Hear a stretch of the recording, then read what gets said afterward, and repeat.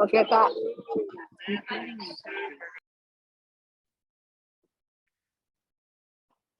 Selamat pagi, saudara-saudara yang dikasihi dalam Tuhan. Selamat sore, Amerika.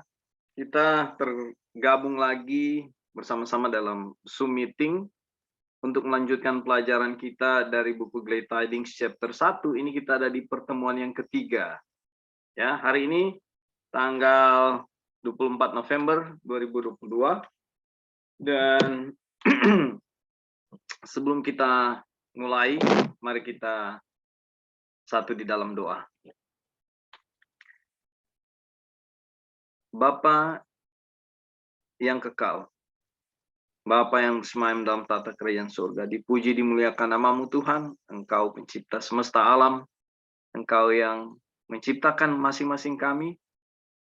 Mengucap syukur padamu atas rahmat, berkat, dan kesempatan yang Tuhan izinkan bagi kami saat ini untuk berkumpul, melanjutkan pelajaran kami tentang bagaimana kasih-Mu, tentang bagaimana salib itu harus kami lihat. Salib yang harus kami pandang setiap saat, Tuhan. Dan bersama-samalah dengan kami saat kami melakukan pembelajaran ini, Tuhan. Biarlah kami dikuatkan melalui pelajaran-pelajaran ini, dipertambahkan iman percaya kami. Oleh karena ini satu kabaran yang menguatkan kami, yang memberikan kelepasan, kelegaan bagi kami. Bapa di surga, kami mengucap syukur untuk setiap apa yang Tuhan buat bagi kami. Memberkati Bible study ini, dan biarlah Bible study ini semata-mata hanya untuk kemuliaan nama-Mu saja. Terpuji Engkau selalu Bapa, dan biarlah kehendak-Mu yang jadi atas kami. Kami berdoa mengucap syukur di dalam nama anak-Mu Yesus Kristus, yang adalah Tuhan dan Juru Selamat kami yang hidup. Amin. Baik, saudara-saudara. Syukur kita naikkan kepada Tuhan ya. Kita dituntun lagi dari sub-sub judul ya. Perlahan-lahan kita melihat kebesaran Tuhan dan hal-hal yang dulunya tidak tersingkap di dalam pikiran kita, hal-hal yang dulunya kita anggap sudah benar, ternyata adalah satu kesalahan ketika kebenaran itu benar dinyatakan ya. Tentunya firman Tuhan yang sudah kita pelajari. Nah,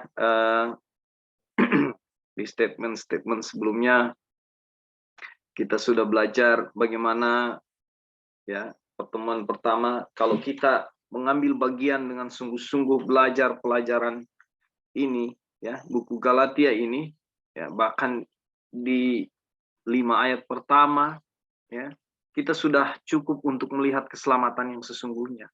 Dan ketika kita sungguh-sungguh belajar di dalam kebenaran ini, di dalam buku ini, kita akan melihat iman dipertambahkan, pengharapan dipertambahkan, bahkan kasih dipertambahkan. Ya. Dan ini hal yang luar biasa yang Tuhan mau saudara dan saya kita tahu. Ya.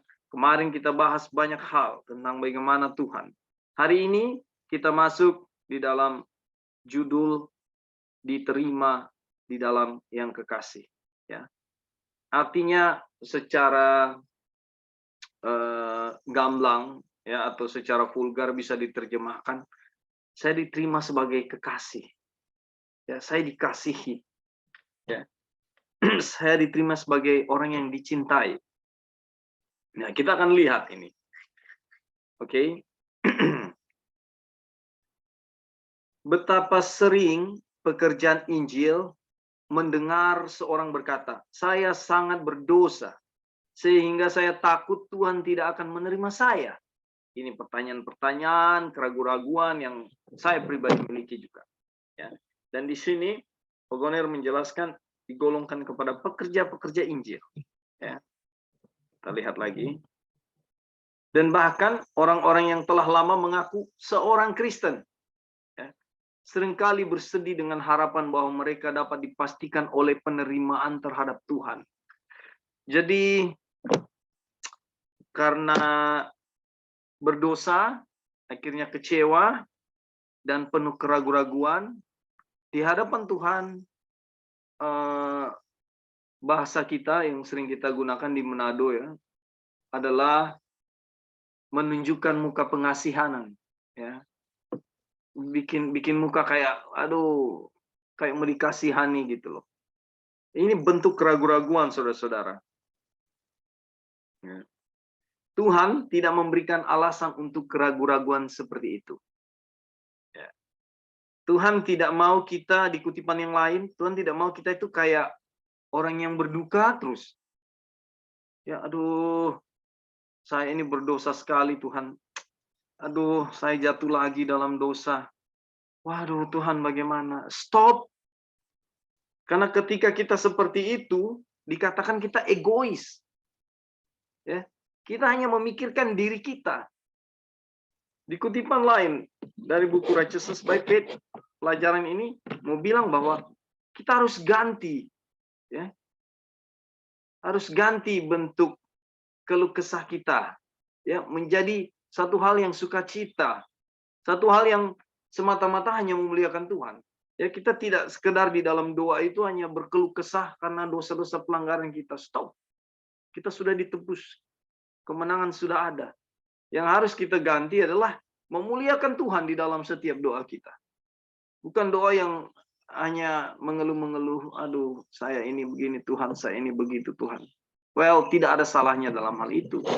Tapi ada masa di mana kita harus melihat Kristus sudah mati buat kita.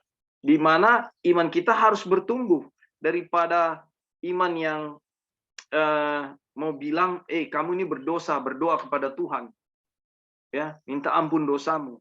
Daripada dari iman itu harus bertumbuh kepada Tuhan, terima kasih pengampunan ini, terima kasih atas sukacita yang Tuhan berikan. Yang harus terjadi adalah kita memiliki ucapan syukur.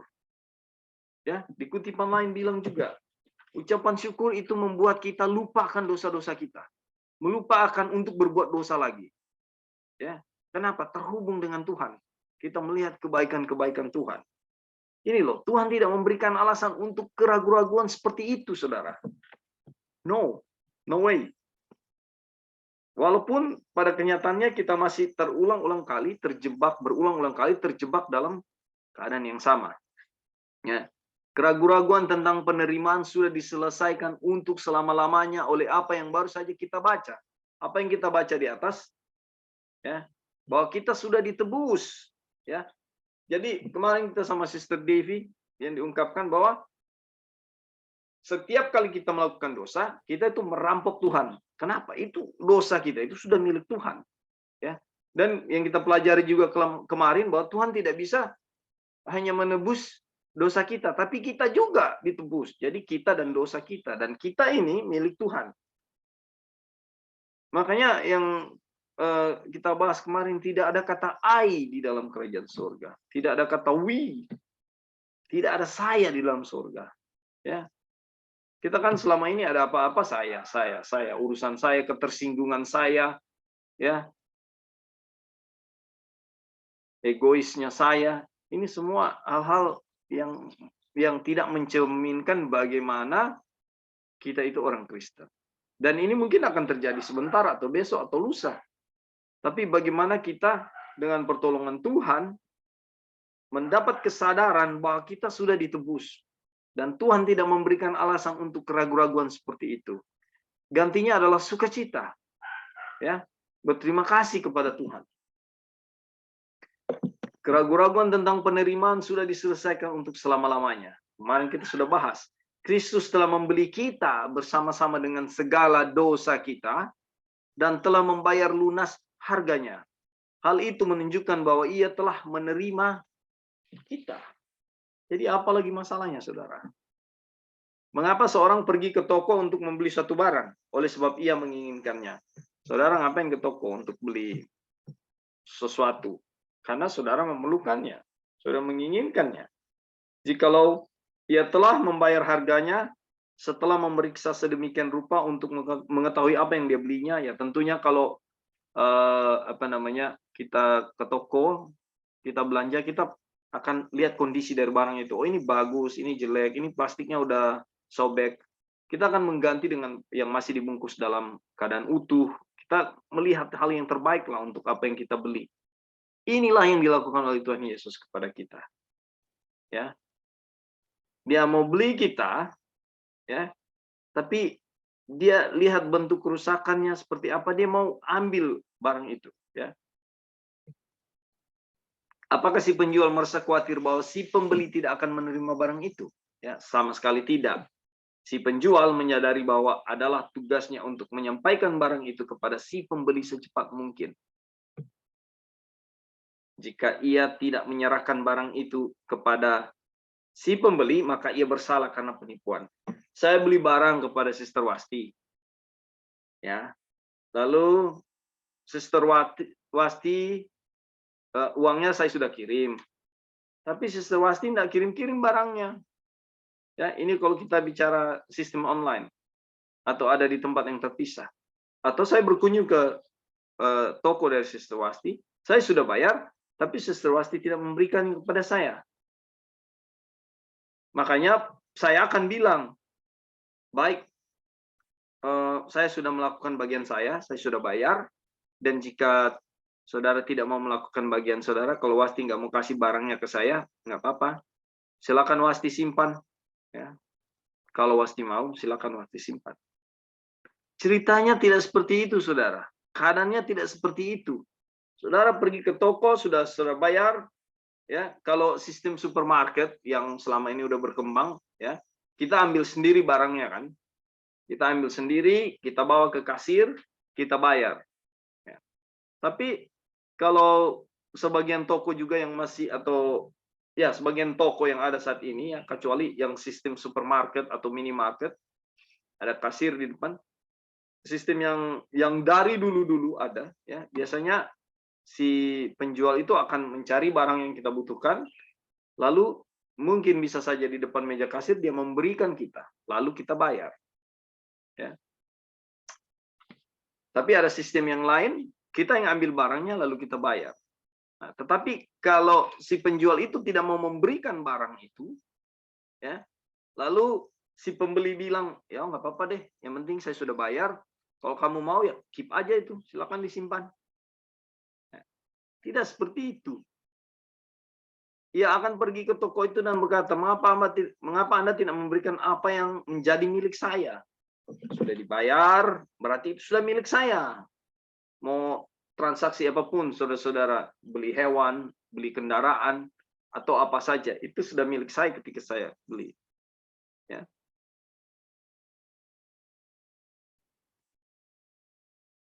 Lalu saya akan berusaha sekuat tenaga agar dapat memiliki barangnya. Tentunya lah, saya udah bayar kok. Jadi saya akan ambil segala cara supaya saya terima barang itu.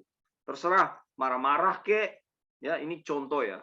Marah-marah kek ke tukang yang beli, ke penjualnya, atau bisa saja saya bawa parang, ngamuk, ya.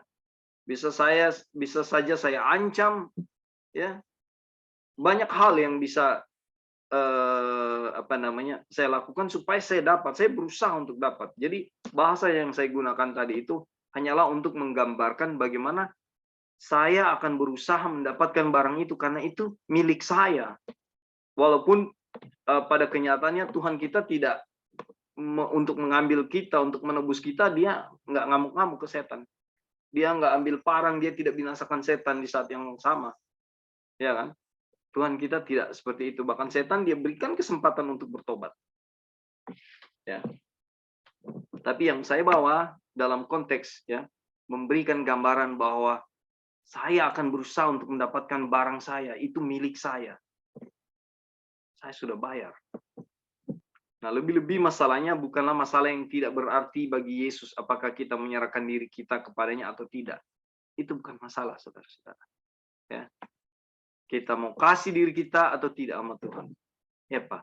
Dasarnya adalah ia rindu dengan suatu kerinduan yang tidak terbatas akan jiwa-jiwa yang telah dibelinya dengan darahnya sendiri, sebab anak manusia datang untuk mencari dan menyelamatkan yang hilang. Oke, sejauh ini ada saudara-saudara yang mau kasih tambahan. Ini poin-poin bagus sekali, puji Tuhan. Silakan.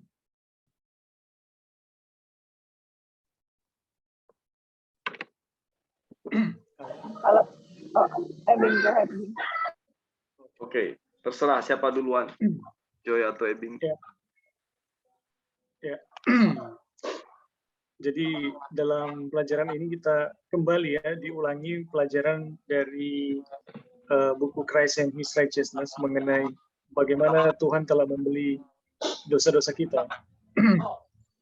Dan pelajaran ini dalam buku Kabar Kesukaan itu mengikuti pelajaran tentang bagaimana dosa kita. Jadi kalau kemarin kita belajar tentang bagaimana dosa kita, di mana dosa kita, ya. Saat ini kita belajar tentang bagaimana dosa itu diselesaikan, ya. Jadi kenapa kemarin kita belajar mengenai dosa yang dia itu adalah keseluruhan diri kita atau ada di dalam setiap serat tubuh kita, ya. Kenapa kita perlu memahami sampai seperti itu gitu. Nah, pemahaman seperti itu, ya, pemahaman bahwa dosa itu ada di dalam setiap serat tubuh kita, itu akan menjelaskan kepada kita bahwa perilaku apapun, tindakan apapun, itu tidak akan pernah membersihkan dosa kita dari dalam diri kita, tidak akan pernah.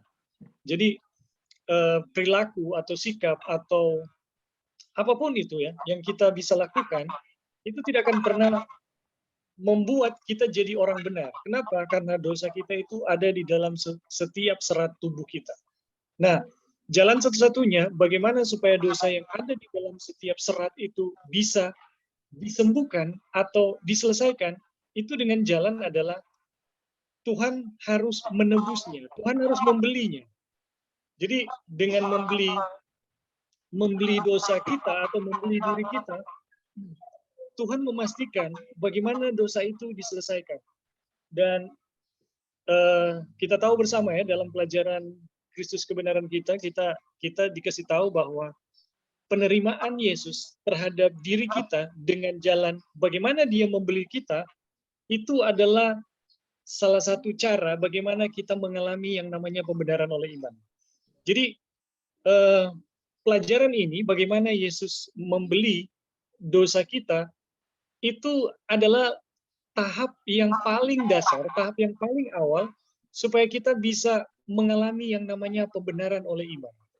Kalau kita gagal pada tahap ini, atau kurang memahami, ya, atau tahap ini terlewatkan, maka pembenaran oleh iman kita pasti akan ada satu hal dulu yang akan kita buat, baru Tuhan buat. Tapi dari pelajaran ini kita akan belajar secara otomatis, ya, ketika kita tahu bahwa Tuhan telah menerima kita, telah membeli kita sebelum kita menyadarinya, itu akan menjadi satu pelajaran bagaimana iman itu muncul, ya, bagaimana iman itu muncul. Dan ini penting sekali, ya. Kenapa? Karena kita berhadapan dengan eksistensi dosa yang bukan cuma pada tindakan kita, tapi ada dalam setiap serat tubuh kita. Oke, bro, itu aja dulu. Terima kasih. Baik, terima kasih Bro Ebing, benar sekali, ya. Every fiber, ya, di dalam tubuh kita, ya, setiap sel-sel dalam tubuh kita, sel serat itu dosa. Lalu bagaimana kita bisa tidak berdosa, bagaimana kita bisa diselamatkan, ini pekerjaan Tuhan semua, dan hanya Dia yang sanggup melakukan itu. Ya, nggak ada orang lain. Saudara kalau ada dalam masalah, ya, saudara mau kemana? Ke uang saudara, ke orang tua saudara, sahabat saudara, ya, atau kepada pemikiran saudara, atau kepada Tuhan. Ya. Jelas bahwa keselamatan hanya melalui iman, yaitu kepada Dia. Dan ini semua pelajaran kita sudah lihat dari waktu ke waktu, dan tidak ada harusnya tidak ada pemikiran lain di dalam pikiran kita bahwa keselamatan itu harus dengan usaha, atau keselamatan itu melalui sesuatu yang bukan Tuhan. Ya. Ini jelas. Oke. Kita lanjut di ada yang lain. Oh, Joy tadi, silakan Joy.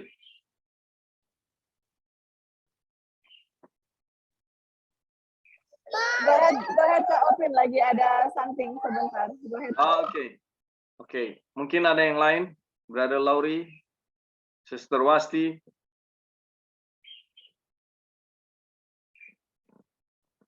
Atau Devi. Oke, kalau belum ada kita lanjut ya.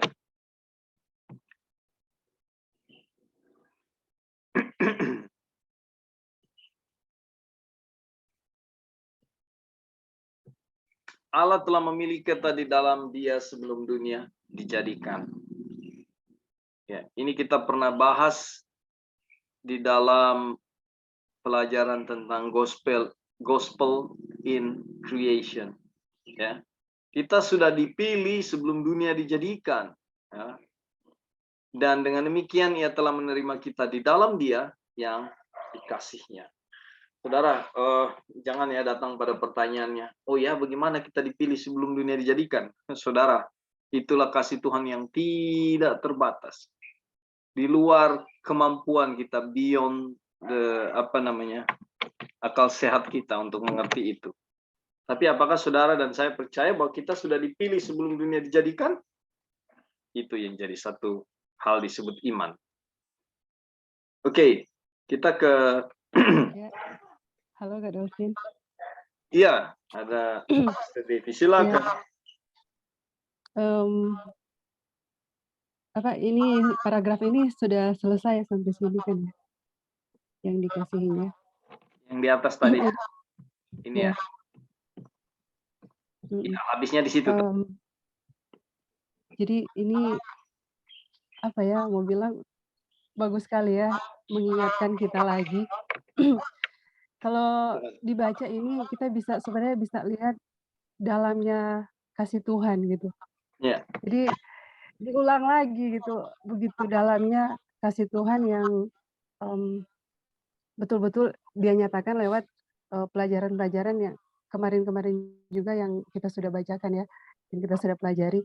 Di sini saya ingin membagikan yang ini ya, keraguan-raguan itu yang tadi yang pertama. Bahkan di sini dibilang, bahkan orang-orang yang sudah lama mengaku sebagai orang Kristen sering dengan berduka cita mengira bahwa mereka tidak mempunyai kepastian tentang penerimaan mereka oleh Allah. Yeah. Jadi ini kita sudah dikasih kepastian ya lewat apa yang kita sudah baca kemarin-kemarin, bahwa nggak ada lagi keraguan untuk datang kepada Tuhan. Ini sebenarnya juga menjawab pertanyaan dari Brother Dave kemarin, yang tapi dia nggak masuk ya sekarang. Yeah. Yang dia bilang, misalnya, yang kemarin ya pertanyaannya, kenapa kita harus menginjil? Kalau Tuhannya sama, kenapa kita harus menginjil? Sebenarnya ini juga ya, dari mana? Dari sini. Bahkan orang-orang yang sudah lama mengaku sebagai orang Kristen sering dengan berduka cita mengira bahwa mereka tidak mempunyai kepastian tentang penerimaan mereka oleh Allah. Jadi ternyata pandangan-pandangan itu ya, pandangan yang salah tentang Tuhan itu yang harus kita luruskan gitu. Maksudnya kenapa kita harus menginjil? Tuhan itu tetap sama, tapi kan pandangan-pandangan bahkan di dunia Kristen, di dunia Advent juga pandangan tentang Tuhan itu sudah salah gitu. Maksudnya konsep tentang Tuhan sudah salah. Kita harus datang seperti yang sudah disinggung tadi mungkin, datang kepada Tuhan dengan perbuatan-perbuatan baik. Nah, pandangan-pandangan ini yang harus kita injili kepada orang, maksudnya kasih luruskan supaya mereka mengerti pandangan mereka sudah salah. Maksudnya Tuhan itu yang kemarin itu pertanyaan dari Brother Dave, Tuhan itu tetap sama, tapi konsep tentang Tuhan itu yang harus kita luruskan gitu. Jadi dari sini kita mengetahui bahwa tidak ada lagi keraguan untuk datang kepada Tuhan. Kalaupun kita berdosa, jatuh lagi, dosa lagi, perasaan bersalah, aduh Tuhan, kita sudah mau diterima mungkin, aduh itu sudah diselesaikan ya, kita harus mengerti bahwa itu sudah diselesaikan. Bahkan di sini dibilang, sebelum kita menyadari, yang di sini saya bacakan, ini ada bukunya, lebih-lebih masalahnya bukanlah masalah yang tidak berarti bagi Yesus. Apakah kita menyerahkan diri kita kepadanya atau tidak. Jadi mau kita menyerahkan diri kita kepada Tuhan, mau percaya kita atau tidak, Tuhan, kenyataannya bahwa Tuhan sudah menerima kita gitu.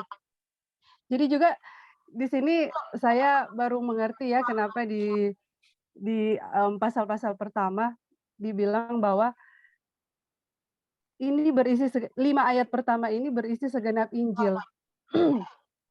Jadi 5 ayat pertama ini berisi segenap Injil, ternyata dijelaskan begitu dalam ya di sini.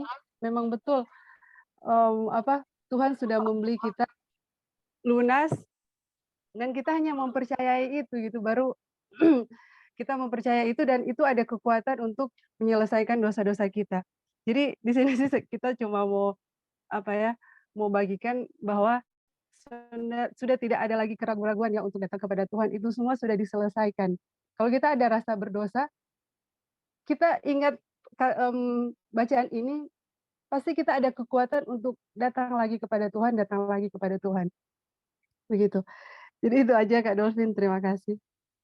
Baik, terima kasih. Saya mengerti maksud Sister Devi tadi ya. Jadi memang dalam konteks Bible study itu akan ada banyak bisa saja kita bilang polemik ya. Di beberapa minggu-minggu yang lalu juga kita udah lihat bagaimana satu pertanyaan, satu pernyataan, bagaimana suatu pemikiran itu diungkapkan. Tapi buat saya pribadi, saya tidak akan terkungkung oleh hal-hal ini. Ya, kenapa? Ini teks yang kita baca, ya, kita nggak lari dari itu. Dan kutipan-kutipan ini sama. Dan Tuhan berikan saya secara pribadi merasa bahwa Tuhan menolong saya untuk berhati-hati. Jadi apapun yang kita bahas ini jangan lari dari teks yang kita baca, ya, dari firman Tuhan ini sendiri. Karena ini ya kalau kita contohnya kita sedang belajar buku Galatia, ini kita belajar firman Tuhan kan. Jadi begitulah Sister Dave. Tapi apa yang Sister bilang tadi saya mengerti dan paham, karena segala hal yang terjadi ya itu hanyalah bentuk kita bergumul ya, segala pergumulan, segala ketidaktahuan kita, ketidakpahaman kita, ketidakmengertian kita, kekurang apa ya? Ya, ini semua disebut keraguan-raguan. Ya. Dan bahasa lain dari keraguan-raguan apa saudara-saudara? Kalau saudara-saudara tahu. Ada yang tahu bahasa lain dari keraguan-raguan? Tidak percaya. Tidak percaya. Ini yang jadi penyakit umat Kristen, ya, yang mengaku sedang menunggu kedatangan Tuhan. Tidak percaya. Makanya penekanannya di pelajaran Galatia ini adalah iman, iman, iman, iman, iman, iman, iman. Bahkan Tuhan Yesus sendiri bilang, apakah aku akan menemukan, ketika aku datang ke dunia, akan menemukan orang yang beriman. Ada iman. Kenapa itu disebut? Ya. Jadi kita lihat bahwa ukurannya iman. Dan ini jelas. Jadi kita nggak bisa bertanya-tanya lagi. Kita nggak bisa mempertanyakan kalau dia sudah bilang iman, ya iman.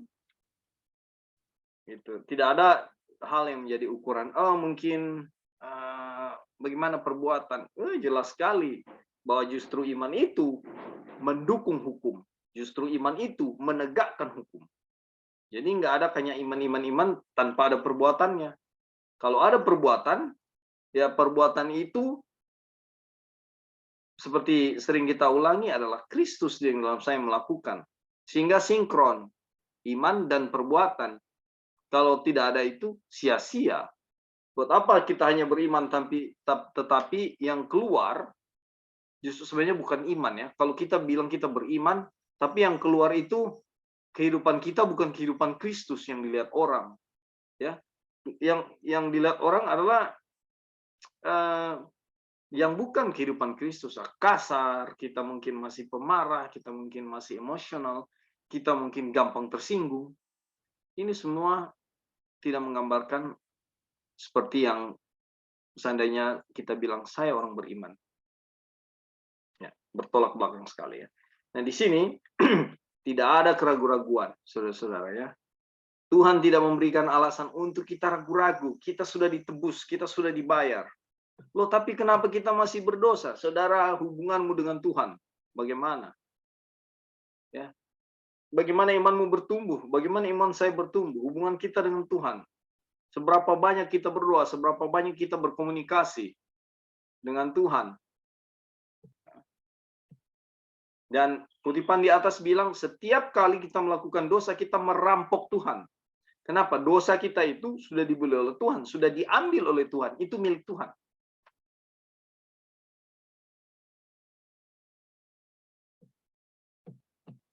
Oke, kita lanjut. Kalau apa masih ada tambahan, tanggapan, pertanyaan, sanggahan? Bisa dengar? Ya, bisa Joy, silakan. Oke, ya thank you. Jadi tadi kita mau tambahkan itu ada satu poin yang sangat penting di sini yang sudah Ebing tekankan dan juga David sudah bilang mengenai penerimaan Tuhan itu kita sudah diterima oleh Tuhan, kita sudah dibeli. Jadi ada satu hal yang yang kita baca, kita lupa apakah A.T. Jones atau Wagner yang dia tekankan di situ bahwa kalau pelajaran mengenai doktrin Katolik itu, dia akan membuat Tuhan itu jauh sekali dari kita. Itu doktrin Katolik ya. Nah kalau pekabaran malaikat ketiga ini akan pekabarannya adalah bagaimana Tuhan itu sangat dekat dengan kita. Jadi kalau doktrin Katolik misalnya ini, Tuhan itu jauh dari kita ya. Keterpisahan itu sangat jauh dengan kita. Jadi untuk keselamatan itu harus ada usaha-usaha manusia. Gitu. Nah itulah Injil yang palsu adalah usaha dari setiap manusia yang harus kita lakukan. Misalnya, saya harus lakukan ini supaya Tuhan menerima kita. Iya kan?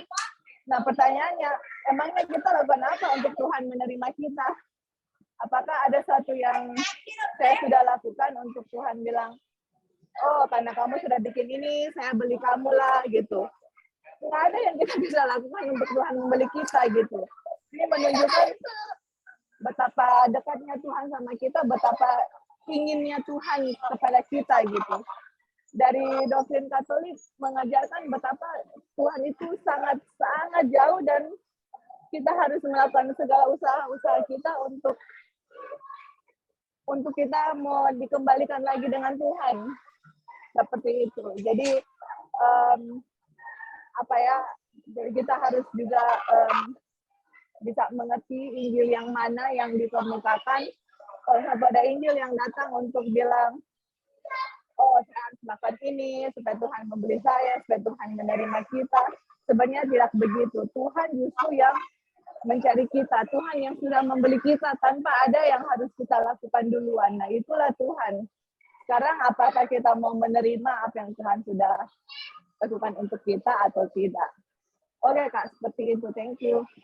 Baik, terima kasih penegasannya, Joy. Jadi ini jelas ya, pelajaran pembenaran oleh iman. Kenapa dikatakan pembenaran oleh iman? Jadi segala sesuatu bahkan perbuatan itu ya adalah karena iman. Ya. Jadi bukan Tuhan kita itu bukan Tuhan yang kita bujuk-bujuk dengan perbuatan kita sehingga kita akan dibenarkan. No way. Jangan sesat, saudara-saudara. Ya. Saudara boleh menghadiri semua kegiatan-kegiatan ibadah, jam-jam ibadah, apapun yang kita bisa lakukan, berbuat baik kepada orang lain, ya. Bisa kita lakukan, tidak ada yang salah dalam itu. Tetapi yang menjadi kesalahan adalah konteks, sekali lagi diulangi, ya, sering diulangi bahwa kalau saya yang melakukan itu, ya. Matius 7 ayat. Oke, Brother Eric mau menambahkan. Silakan. Oke. Jadi sebenarnya memang pembenaran oleh iman itu tidak tidak membatalkan penurutan dan perbuatan, gitu ya. Tidak membatalkan penurutan dan perbuatan. Kemudian pekabaran pembenaran oleh iman tidak membatalkan semua doktrin yang ada, yang Tuhan telah berikan untuk terang pekabaran Advent, khususnya yang diberikan melalui pekabaran malaikat 1 dan malaikat 2, ya. Jadi itu adalah terang yang Tuhan berikan untuk kita disanggupkan, untuk kita dapat, untuk tuntutan itu dapat digenapi di dalam kita, sehingga apa yang mungkin dapat dilakukan, yang tidak dapat dilakukan dengan kekuatan kemanusiaan, ya, itu kemudian pada akhirnya kita akan menyadari melalui pekabaran ini bahwa hanya Tuhan yang dapat lakukan. Kemudian ketika kita menyadari bahwa terang pekabaran pembenaran oleh iman ini menyatakan bahwa karena satu oknum, karena Kristus kita bisa ada, kemudian karena Kristus kita bisa melakukan segala sesuatu. Artinya begini, ketika salib Kristus memberikan kita jaminan kehidupan, ya, memberikan jaminan kita pergerakan, nah itu menyatakan bahwa apapun yang kita lakukan, yang kita pikirkan itu karena Kristus. Seperti itu. Apapun yang dihasilkan dari dalam kehidupan kita itu karena Kristus. Nah, pekabaran ini memberikan kesadaran terhadap itu. Semua yang kita lakukan, apa kita tidak dapat berusaha? Ya kita akan berusaha. Tapi usaha yang dilakukan itu di dalam Kristus. Kan ada usaha-usaha yang kita lakukan untuk bekerja, untuk mungkin kegiatan-kegiatan yang berhubungan dengan pelayanan atau kegiatan penginjilan, ada usaha untuk belajar, kita mencoba memahami setiap terang yang Tuhan berikan. Itu adalah usaha yang dilakukan, tapi ketika kesadarannya napas pun itu karena Kristus, kita akan melihat itu memang karena Kristus. Amin. Sehingga memang benar Rasul Paulus mengatakan, Dr. Lukas ya, yang menuliskan surat atau kitab Kisah Para Rasul, ya, di dalam Kisah Para Rasul 17 ayat 28, memang faktanya seperti itu. Itu pernyataan Paulus yang dituliskan oleh Rasul Lukas ya. Karena Kristus kita hidup, kita bergerak, kita ada. Dan apa pertanyaannya? Apakah iman, mana lebih aktif, iman atau perbuatan? Ya, ini pertanyaan klasik. Selalu ditanyakan orang-orang yang by work selalu bertanya, mana ngana so baking itu. Sepertinya bagi mereka iman itu tidak seaktif dengan usaha mereka. Tapi sesungguhnya iman itu lebih aktif dari usaha kemanusiaan. Dan iman itu dapat melakukan apa yang dilakukan oleh murid-murid ketika Tuhan memberikan mereka kuasa, kekuatan ya. Kemudian ada satu bagian firman juga yang Tuhan Yesus jaminkan ya, kalau tidak salah di dalam Yohanes 14 ayat 23 ya. Ketika terang memiliki kebenaran ini, Tuhan bilang bahwa kamu akan melakukan pekerjaan-pekerjaan yang aku lakukan, bahkan pekerjaan-pekerjaan yang lebih besar dari itu. Nah, itu adalah bagian dari fakta yang menjelaskan bahwa pembenaran oleh iman itu ya memberikan satu kesadaran bahwa kita tidak bisa berbuat apa-apa dengan kekuatan kemanusiaan kita, bahwa hanya Kristus yang sanggup, dan ketika itu Kristus melakukan ya berdasarkan iman di dalam kita, itu sangat aktif dan itu luar biasa saudara. Akan ada satu manifestasi kehidupan, penurutan ya, buah, kemudian kebaikan, kekuatan, kuasa itu akan dihasilkan, dan itu akan lebih aktif ya, lebih aktif. Dan ketika itu terjadi, benarlah bahwa memang ini adalah the most precious message ya, pekabaran yang termulia yang Tuhan berikan, kemudian yang telah menggerakkan umat Tuhan untuk hidup di dalam kebenaran, dan semua tuntutan kebenaran itu digenapi. Sekali lagi ya, mau penurutan hukum, mau perbuatan apa saja ya, kemudian apapun yang dilakukan, kemudian hasilnya itu akan selalu kita berada dalam kesadaran ini memang karena Tuhan. Kita tidak ada andil apa-apa. Napas kehidupan pun Tuhan yang kasih. Kalau nyandak salib kita nak bernapas ya. Pergerakan kita pun Tuhan karuniakan. Kalau nak salib kita nak bergerak. Ya, keberadaan kita pun itu karena salib ya. Sehingga kesadaran ini akan selalu menahan kita untuk tidak ada kesombongan diri atau kesombongan rohani yang dihasilkan, tapi yang ada adalah biarlah Tuhan Yesus akan terus dimuliakan dalam kehidupan kita. Oke, mungkin itu yang bisa kita. Puji Tuhan, Pastor Erik, poin yang baik sekali ya. Jadi penegasannya jelas ya. Saya nggak perlu tambahkan lagi.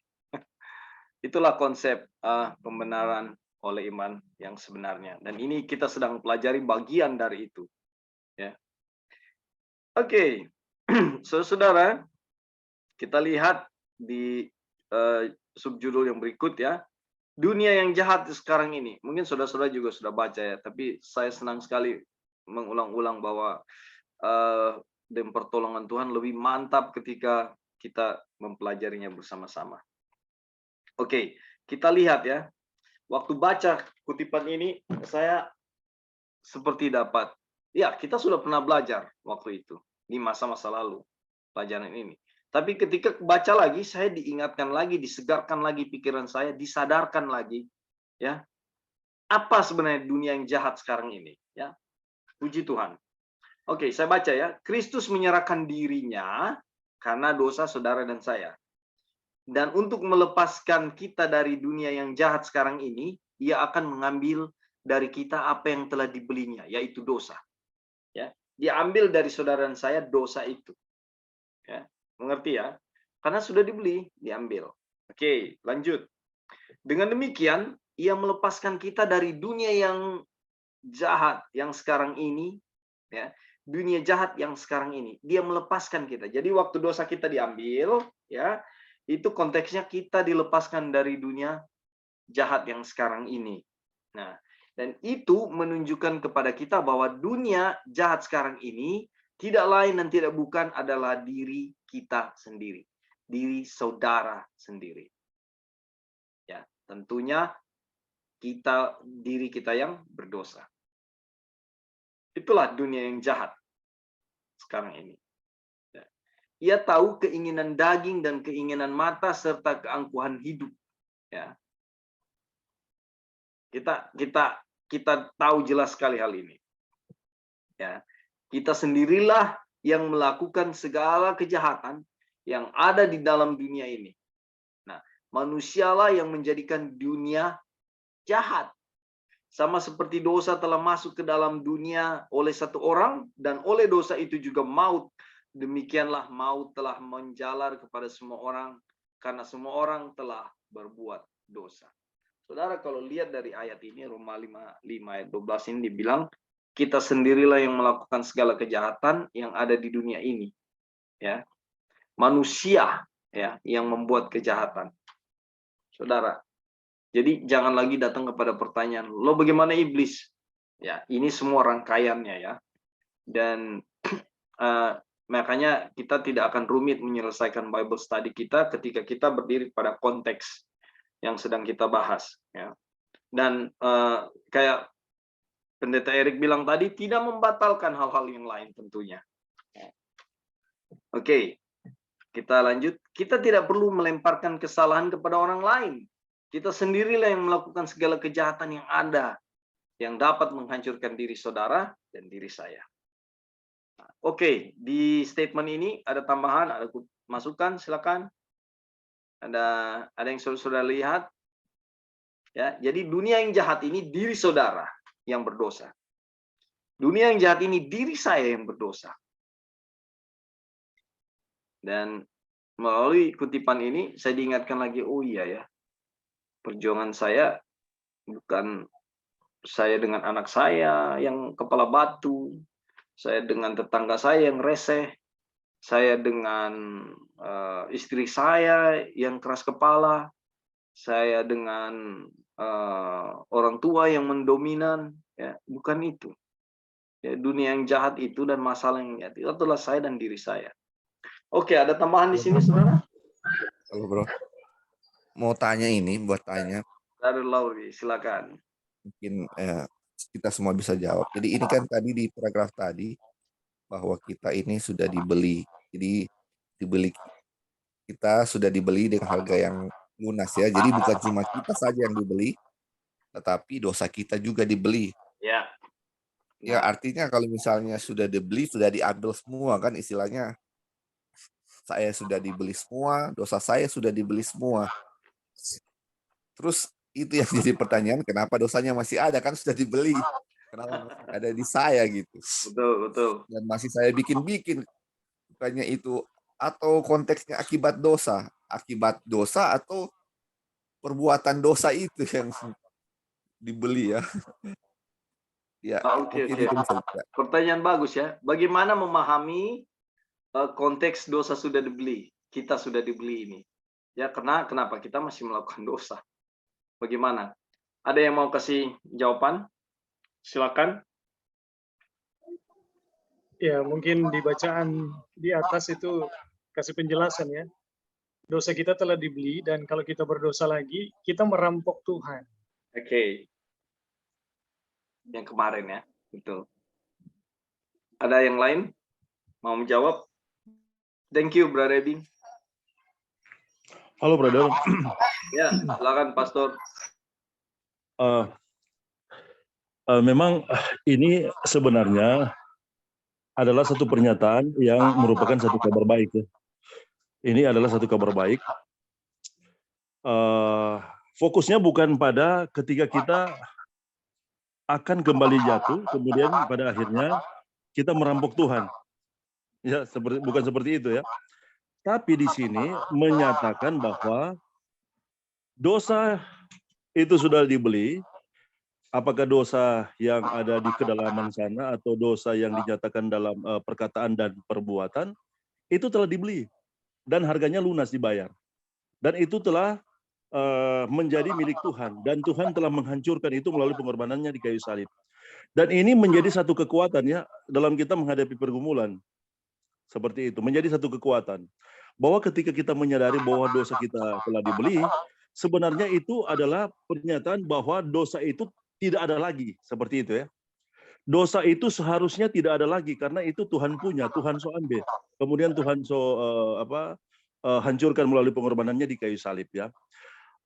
Tapi memang dalam perjalanan kehidupan kita setiap hari itu kita melihat bahwa sepertinya dosa itu sepertinya masih tetap mengintip dan dia sepertinya dia menggoda. Kemudian ketika dibuahi pada akhirnya itu akan berbuah ya, kemudian akan dilakukan. Bahkan ada dosa yang mungkin bisa dikatakan secara otomatikly ya, kemudian dia jadi seperti itu, dia muncul ya. Bagaimana dengan itu? Nah, ketika kita berada dalam kesadaran itu dan ketika kita melihat bahwa sesungguhnya dosa itu kita telah dibeli, ini adalah kuasa. Ini adalah kekuatan yang Tuhan berikan untuk menyanggupkan kita untuk dikuatkan sehingga pada akhirnya kita akan menang. Seperti itu ya. Kita akan menang dan memang sungguh Yesus telah menang dan Yesus telah memenangkan kita ketika kita melihat itu ya, karena memang sesungguhnya dosa itu kan telah dibayar lunas, kemudian telah menjadi milik Yesus, kemudian masalah dosa itu telah diselesaikan. Ketika kita melihat itu bahwa itu adalah kekuatan, kuasa yang bekerja di dalam kita untuk pada akhirnya membuat dosa itu tidak lagi berkuasa ya, tidak lagi menarik, tidak lagi berkuasa seperti itu. Dan ini yang terus ini perjuangan seumur hidup ya. Ini bukan hanya sekali semudah membalikkan telapak tangan, tapi ini pekerjaan seumur hidup. Tapi ini sangat sederhana. Ketika kita melihat bahwa Yesus telah membayar dan kita melihat di sana dosa itu telah diselesaikan dan pada akhirnya kita akan menyadari bahwa sesungguhnya kita telah dimenangkan dari dosa itu. Dan memang mungkin ada kelemahan-kelemahan ya. Bawaan ini memang orang manusia ada yang sempurna secara fisik ya, ada kelemahan-kelemahan bawaan yang kita miliki. Tapi sesungguhnya di dalam kelemahan-kelemahan itu kita dapat melihat bahwa di sana ada salib Kristus yang menopang dan menguatkan. Kan seperti itu yang menjadi kabar baik dari pekabaran pembenaran oleh iman. Jadi sekali lagi ketika kita mengetahui bahwa Yesus telah membeli dosa kita, itu adalah satu kekuatan bagi kita ketika kita melihat bahwa sesungguhnya itu dosa telah diselesaikan oleh Kristus, maka kita dapat memperoleh kekuatan ya untuk tidak lagi dikuasai oleh dosa yang sama berulang-ulang. Akan tiba pada satu titik di mana dosa tidak lagi berkuasa, akan tiba pada satu titik di mana kita mengalami kepenuhan di dalam Kristus dan di sanalah ya kita berada di dalam keadaan layak untuk menerima roh hujan akhir. Oke, mungkin itu yang bisa ditambahkan. Oke, terima kasih Pastor Eri. Ini ada kutipannya. yang tadi juga dijelaskan Brother Ebing dan Pastor Erik, saya lihat di kutipan ini ya, bahwa dia telah membeli dosa-dosa kita dan bahwa itu adalah miliknya, bukan milik kita. Mereka bukan milik kita lagi, dosa-dosa itu bukan milik kita, dan kita tidak berhak atas dosa-dosa itu. Setiap kali kita berbuat dosa, kita sedang merampok Tuhan, karena kita harus ingat bahwa Kristus telah membeli bukan hanya tindakan spesifik dari dosa yang telah kita lakukan, ini yang Pastor Erik bilang tadi, dan yang ada di masa lalu, tetapi juga dosa yang ada di dalam diri kita. Artinya sekarang ya, yang selalu tampil. Ya, dalam iman ini ada kebenaran. Itu yang kita bahas tadi. Bagaimana, Brother Lowry? Ada yang mau disampaikan atau sudah bisa lihat konsepnya?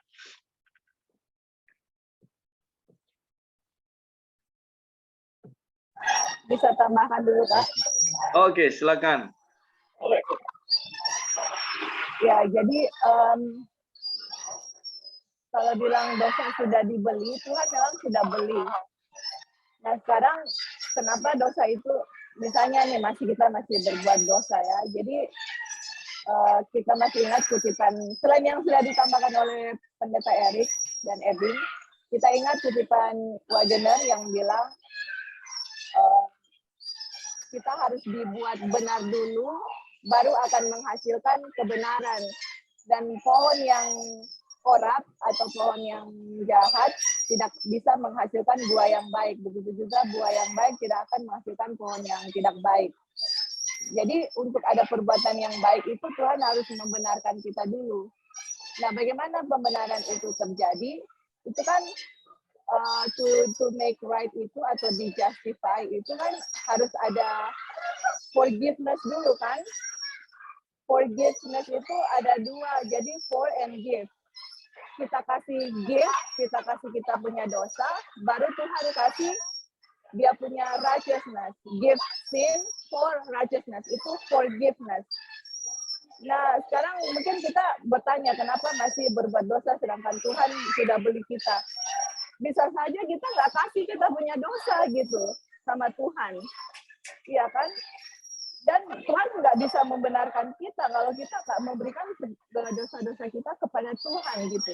Itu sudah dibeli. Kalau kita nggak berikan dosa kita kepada Tuhan atau kita berbuat dosa, itu tadi sama dengan kita merampok Tuhan gitu ya. Jadi dan juga ada hal-hal yang kenapa walaupun kita sudah minta maaf sama Tuhan, kita masih jatuh dalam dosa. Itu juga kita harus belajar bagaimana daging kita itu di tem atau dicobai ya. Makanya itu dia punya pelajaran memang harus dengan detail kita belajar supaya kita bisa tahu kenapa, apakah sekali kita dibenarkan kita akan benar-benar terus. Jadi itu yang kita harus lihat bahwa kita setiap hari menghadapi pencobaan gitu. Jadi bagaimana pencobaan itu bisa dikalahkan, itu semua adalah pekerjaan Tuhan dan itu memang harus dipelajari dengan detail supaya kita bisa mengerti di mana titik kelemahan kita. Jadi titik kelemahan kita itu adalah daging kita gitu yang setan coba setiap hari, dan Rasul Paulus bilang kita harus die daily gitu ya. Jadi memang stepnya untuk memperoleh supaya kita menghasilkan perbuatan yang baik, yaitu kita harus berikan kita punya dosa. Tuhan sudah beli, jangan kita tahan, karena kalau kita nggak kasih ke Tuhan, ya itu sama tadi kan dengan kita merampok Tuhan gitu. Oke Kak, mungkin itu tambahan dari kita. Thank you. Terima kasih Joy. Kalau kita mengacu kepada kutipan ini yang 17.1 ini, kenapa Wagener tulis bahwa bukan hanya tindakan spesifik dari dosa yang telah kita lakukan dan yang ada di masa lalu, tetapi juga dosa yang ada di dalam diri kita yang selalu tampil. Ini satu kesadaran bahwa pada kenyataannya kita tahu kita sudah ditebus, kita sudah dibeli, kita sudah dibayar, tapi kita masih dalam keadaan berdosa saat ini. Nah, itulah yang tadi sudah dibahas. Jadi konsep kita memahami ini seperti apa tadi Brother Ebing sudah jelaskan juga, Pendeta Erik, Sister Joy. Nah, kira-kira biarlah ini jadi satu pemahaman yang benar buat kita ya, cara kita melihat konsep ini. Kalau dari Brother Lari sendiri bagaimana? Ya, sudah terjawab sih sebenarnya. Makanya itu pengertian merampok, jual beli. Jadi sudah mengerti ya. Jadi misalnya Tuhan sudah bayar, kita kan kasih barang kan, istilahnya kalau jual beli kita kasih barang, ada yang bayar. Ini masalahnya Tuhan sudah kasih uangnya, harusnya barangnya kita kasih ke yang beli kan, atau kasih ke Tuhan. Ya, Ini masalahnya selama ini Tuhan sudah beli, tetapi barangnya kita nggak kasih. Ini makanya selama ini kita rampok Tuhan terus ya, karena kita nggak kasih dosanya. ya, Kayak misalnya kita mau makanya itu pengertian dari righteousness by work itu sebenarnya kita ini melakukan sesuatu, misalnya kita mau kasih dosa kita pikir itu adalah kita punya hak ya, padahal sudah bukan kita punya hak karena itu sudah dibeli. Makanya ini bukan saya tapi Kristus, karena ini kan sudah dibayar uangnya. Jadi kalau saya melakukan sesuatu works itu bukan plus buat saya karena itu sudah dibeli. ya. Kira-kira mengerti tidak ya? Jadi misalnya saya mau melakukan perbuatan baik, itu kreditnya bukan di saya. Karena segala sesuatunya Tuhan sudah beli itu. Jadi kalaupun saya melakukan itu bukan punya saya, punya Tuhan. Karena semuanya sudah dibeli kan. Tapi kalau kita klaim itu kita punya, padahal itu sudah dibeli, Tuhan sudah bayar itu, terus kita klaim itu kita punya, ibaratnya itu kan merampok juga. Jadi itu Tuhan nggak suka ya. Atau gimana ya, orang yang sudah dibeli dan kita menganggap itu masih kita punya. Mungkin pengertian kita seperti itu ya. Jadi soal oleh iman, perbuatan, dan soal dosa itu, hal jual beli itu. Mungkin itu bro ya. Thank you tambahannya, thank you poinnya brother. Jadi jelas itu ya. Memang demikianlah pemahamannya. Jadi tidak akan, saudara-saudara lihat ya, ini nggak akan lari kemana-mana. Ya, perbuatan iman kita sudah dibeli, ini jelas sekali. Kenapa? Ini firman Tuhan. Itu aja yang kita lihat. Jadi terima kasih ada penekanan-penekanan di beberapa poin. Brother Lari tadi mau kasih lihat bagaimana cara pandang kita dari satu sudut yang lain ya. Oke. Sekarang di sini ada cerita. Kita mau lihat cerita ini ya. Diceritakan tentang seorang yang dosanya adalah temperamen, yang pemarah. Siapa di sini pemarah? Dia sering menjadi sangat marah. Bagaimana sih pemarah itu? Saudara bisa bayangkan ya. Mungkin saudara punya teman-teman atau sahabat atau siapapun yang tukang marah. Terserah orang tua atau siapa saja ya. Ini ceritanya di sini. Dia sering menjadi sangat marah, tetapi dia menyalahkan semua orang dengan siapa dia tinggal. Berarti ini kasus lingkungan. Ya. Pokoknya sering kita dengar dalam beberapa hal, contoh pemimpin kita di perusahaan, wah, kalau dia lagi marah, dia marah ke siapa, semua orang kena. Nah ini sama ini. Dan yang sangat, pokoknya orang-orang ini yang di sekeliling dia menjengkelkan, semua salah. Ia menyatakan tidak ada orang yang dapat berbuat benar di antara orang-orang seperti itu. Ya. Makanya ia mengambil keputusan.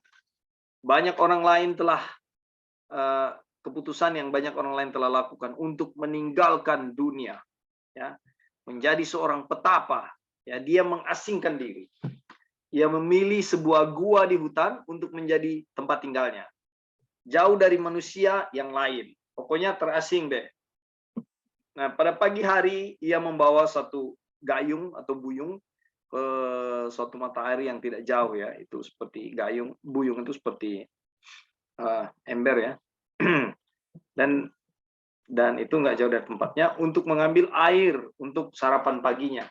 Nah, batu di mata air itu ditumbuhi lumut dan aliran air yang terus-menerus membuat batu itu sangat licin ya. Kalau di hutan kita lihat ada batu-batu kayak seperti puncak Labat, on the way ke atas itu ada batu-batu yang ditutupi oleh lumut dan ini kondisinya licin ya. Nah, Jadi ketika dikatakan dia meletakkan buyungnya itu di bawah aliran air, ya, buyung itu jatuh, otomatis licin kan. Dia lakukan lagi, ya, dan buyung itu jatuh lagi. 2 atau 3 kali dia ulangi, dan setiap kali buyung itu diletakkan, dilakukannya dengan tenaga yang lebih kuat, ya. Dia berusaha supaya buyung ini duduk di posisi yang tepat sehingga nggak jatuh lagi. Akhirnya kesabaran petapa itu habis sama sekali, dan dengan berseru, saya mau lihat apakah kamu, ya, ember, tidak akan jatuh lagi. Ya. Lalu ia mengangkat buyung itu dan meletakkannya dengan begitu keras, saking emosinya dia taruh dengan begitu keras di situ, dan apa yang terjadi? Akhirnya buyung itu pecah berkeping-keping. Dan tidak ada orang lain yang dapat disalahkan kecuali dirinya sendiri, karena dia di situ. Ya. Terkadang kita kalau ini penyakit saya juga, ya, secara jujur, saudara. Kalau ada satu benda yang saya sedang kerjakan, lalu terjadi kesalahan, saya ngomel kepada benda itu. Padahal masalahnya di saya. Ini sama kasusnya. Jadi hanya dirinya sendiri yang bisa dipersalahkan, ya, kan nggak ada siapa-siapa di situ, ya. Tidak diragukan bahwa banyak orang akan melihat pengalaman mereka sendiri dalam cerita yang pendek ini. Makanya saya tertawa waktu baca cerita ini, ya, karena pengalaman pribadi, coy. Ya, marah kepada ketika emosi menyalahkan banyak orang, ya. Marah kepada benda. Ya. Saya ingat satu waktu di masa lalu berbicara dengan seorang opa-opa orang Belanda. Dia bicara bahwa kalau kita beli sapu yang baru dan kita sapu, itu terkesan pekerjaan itu perfect, sempurna. Ya. Tapi di dalam hal pertukangan, ketika kita ada salah dalam hal kerja, yang kita salahkan adalah sapunya, kita salahkan alatnya. Padahal kitalah yang tidak terampil. Itu sering sekali terjadi. Makanya saya bilang pengalaman pribadi. Nah, kita lihat di sini. Luther di sel biarawan, di mana dia pergi untuk melarikan diri dari dunia, menemukan dosa-dosanya lebih menyedihkan dari sebelumnya. Ya. Dan kita lihat di sini, kemana saja kita pergi, kita membawa dunia dengan kita. Ingat, dunia yang jahat ini siapa? Ya. Dunia itu ada di dalam kita dan di atas punggung kita. Suatu beban yang berat dan meremukkan. Kita mendapati bahwa bila mana kita hendak berbuat baik, yang jahat itu ada bersama kita. Roma 7. Dunia jahat sekarang ini selalu muncul sampai kita putus asa dan berseru, aku manusia celaka, siapakah yang akan melepaskan aku dari tubuh maut ini? Ya. Bahkan Kristus menemui pencobaan-pencobaan yang terbesar di padang gurun, jauh dari keramaian manusia. Nggak ada siapa-siapa di sana, tapi tetap ujiannya ada di sana. Semua ini mengajar kita bahwa petapa dan biksu bukanlah rencana Tuhan. Ya. Umat Tuhan adalah garam di bumi, dan garam betapapun baiknya tidak berguna jika hanya disimpan di dalam sebuah peti. Itu harus dicampurkan dengan apa yang harus diawetkan. Oke, saudara-saudara sekalian, ada yang saudara lihat di sini? Bagaimana ini pengalaman seseorang ini yang ngamuk-ngamuk ini? Dan Halo, brother. Ya, silakan, Pastor Eri. Jadi memang di sini jelas ya bahwa dunia dan keduniawian itu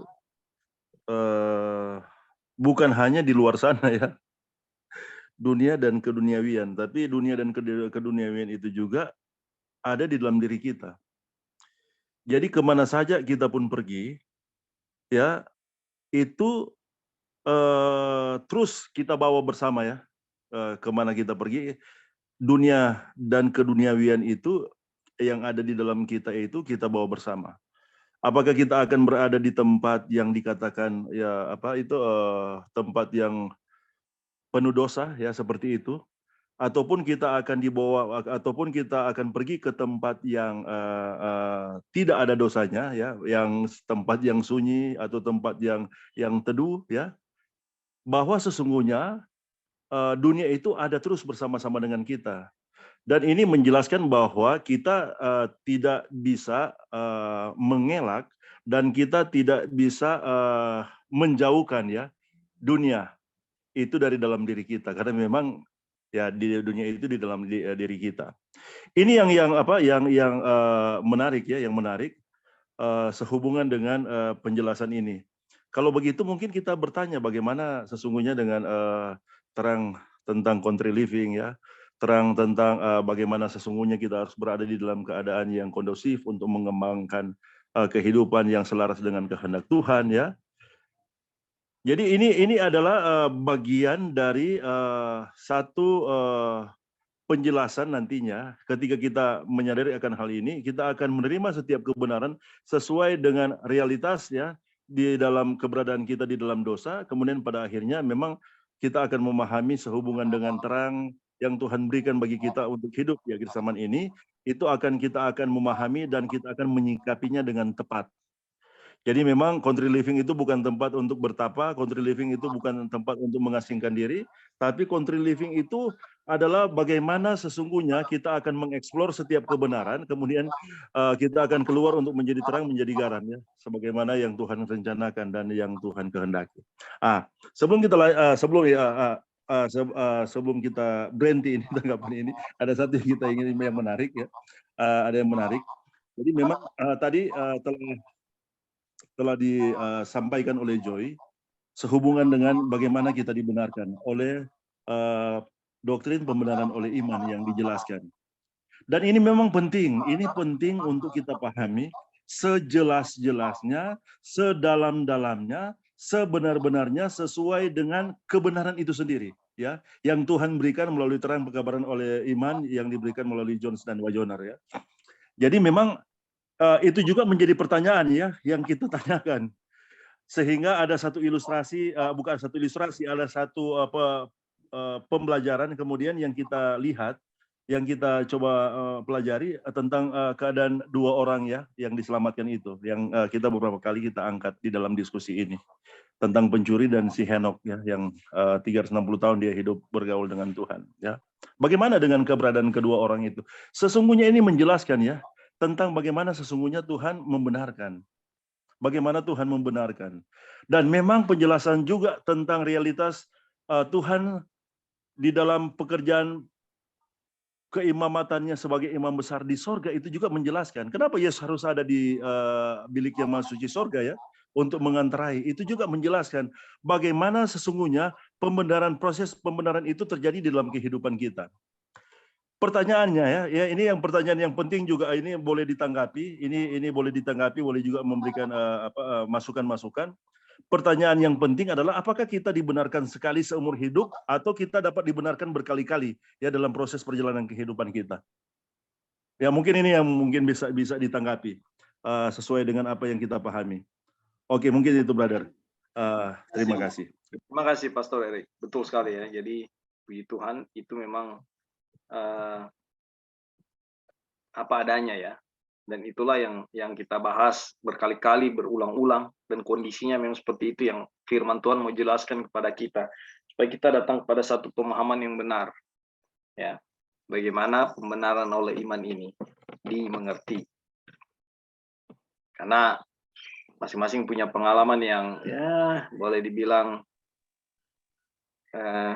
cukup berbobot untuk ada di posisi ragu-ragu, untuk ada di posisi yang kecewa, ya, setelah mengenal kabaran ini. Oke, masih ada tambahan yang lain? Kalau tidak kita ke... Halo, apa dengar, bro? Ya, brother, silakan. Ya, tadi yang Pastor Erik bilang, tapi juga tadi di kita pikiran. Jadi soal yang kayak Tuhan Yesus juga, ya, waktu dia di dunia ini dia kan tinggal di Nazaret, kan. Nazaret itu terkenal dengan kota yang jahat, tetapi dia tidak terpengaruh dengan kota yang jahat itu. Ini sama juga dengan orang petapa tadi yang dia sudah menyendiri, tetapi sebenarnya dia punya keduniawian itu masih tetap aja dia berdosa ya, istilahnya walaupun dia sudah menyendiri, dosanya tetap masih dilakukan. Si kental. Jadi makanya sama dengan namanya country living tadi ya. Kan ada juga kutipan yang bilang ya, salah satu tujuan kita untuk country living adalah untuk menghindari pengaruh-pengaruh yang tidak baik di sekeliling kita di dunia yang jahat ini. Jadi seolah-olah ini bertentangan ya kalau keterangan country living dengan pekabaran ini yang soal kita mau kemana saja dosa tetap dibawa, dan kita sama dengan Tuhan Yesus di kota yang jahat pun ya nggak terpengaruh. Ini makanya ini mungkin yang jadi orang-orang yang pegang ya, maksudnya kadang-kadang nggak perlu country living karena Yesus saja tidak terpengaruh atau seperti itu ya. Jadi makanya tujuan country living juga apa untuk makanya kita pikirlah untuk tujuan country living bukan untuk bukan menghindari orang ya. Ya. Sudah menganggap kalau di kota itu sudah seperti apa ya. Jadi ini memang yang harus perlu juga ya dibahas, dia punya pertentangan ini. Tapi kita rasa ini enggak bertentangan ya, cuman kelihatannya seperti itu ya. Oke. Mungkin ya, Saya itu bisa paham. diperjelas juga nanti ya. Ya, oke. Saya paham maksud Brother Lauri. Well, karena tadi Erik sudah singgung tentang bagaimana country living, Brother Lauri. Oke, saya mau share sedikit ya, bagaimana country living. Karena saya sudah terlibat dalamnya, ya kurang lebih hampir mau ya 2 tahun lah ya country living ini. Apa yang terjadi di country living? Ya, ini masih ada hubungannya dengan bagaimana dosa itu dibawa-bawa ya. Pada mulanya ketika datang pada pemahaman country living, saya harus country living karena Tuhan sudah mau datang. Satu. Yang kedua, pemahaman saya ke country living untuk membentuk karakter. Kutipannya ada, benar. Ya, saya pakai konsep itu. Lalu saya harus belajar, Ron Nubuat bilang belajar menanam. Kutipannya ada, benar. Saya belajar menanam. Satu hal yang saya lupa, ya. Kalau mau dibilang dosa dibawa-bawa, benar. Kenapa?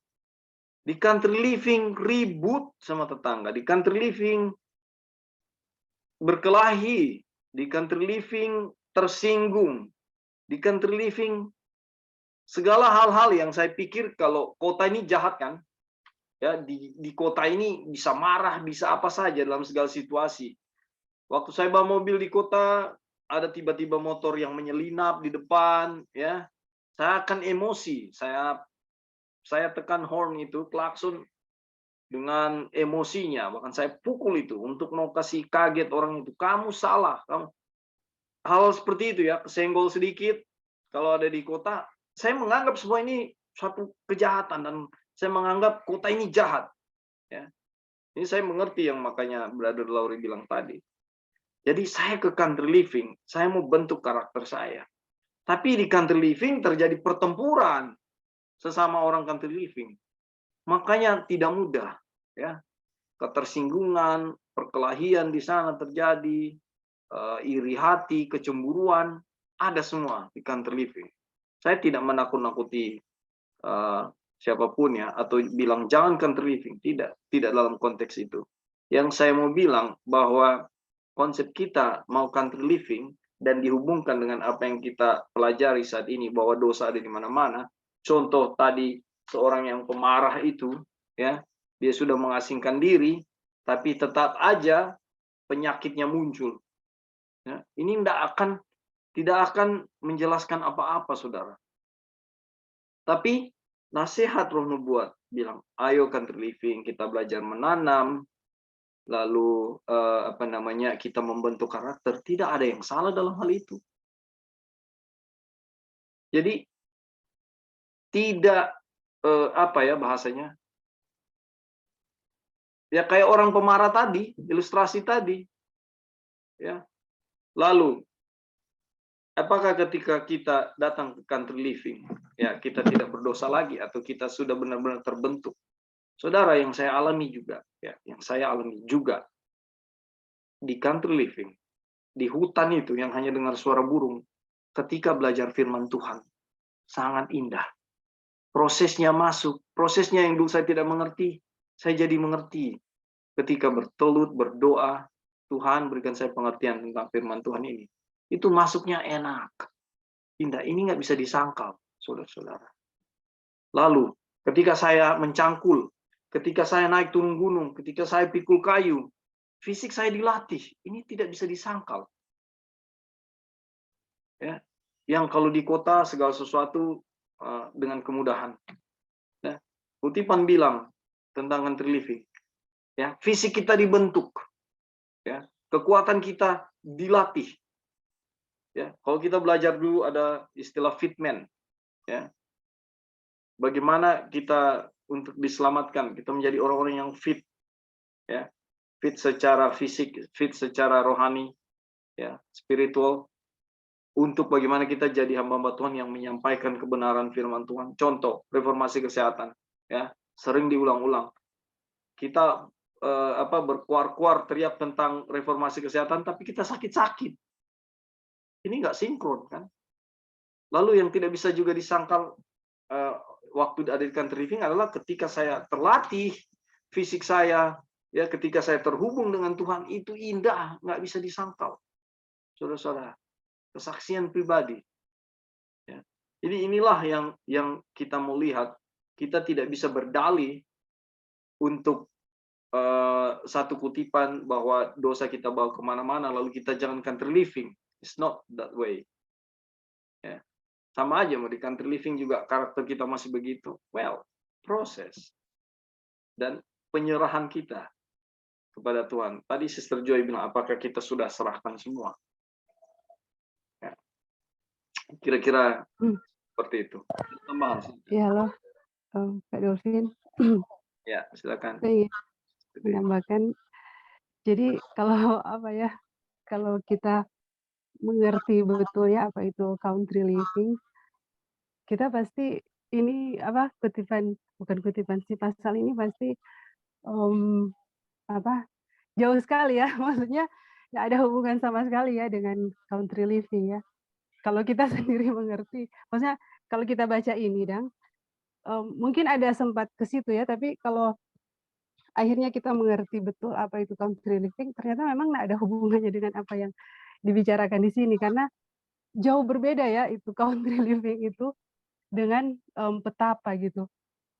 Aduh, sangat jauh berbeda. Jadi ini kan memang berbicara di sini dunia jahat sekarang ini ternyata diri kita sendiri gitu. Kita nggak bisa menyalahkan orang lain untuk segala hal, umpama yang menjengkelkan, kita nggak bisa salahkan orang lain atau benda, barang atau keadaan atau lingkungan.